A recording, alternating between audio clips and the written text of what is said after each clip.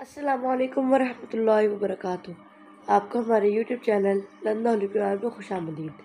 آج ہم جس موضوع پر بات کریں گے وہ ہے نماز جمعہ اور نماز عید میں فرق۔ جمعہ کی نماز فرض ہے جبکہ عید کی نماز واجب ہے۔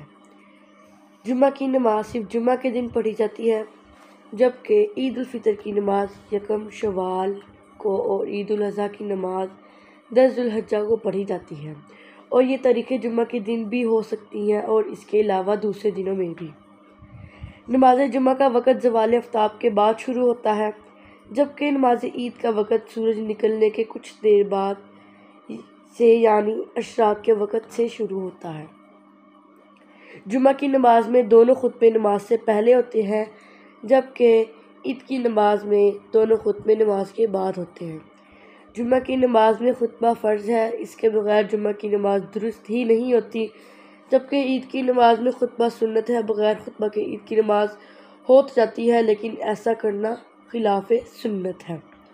جمعہ کی نماز میں 2 اذانیں اور 1 اقامت ہوتی ہے جبکہ عید کی نماز میں نہ اذان ہوتی ہے اور نہ اقامت ہوتی ہے۔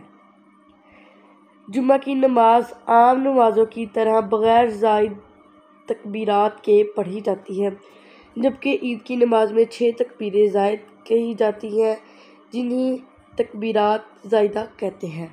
جزاک اللہ۔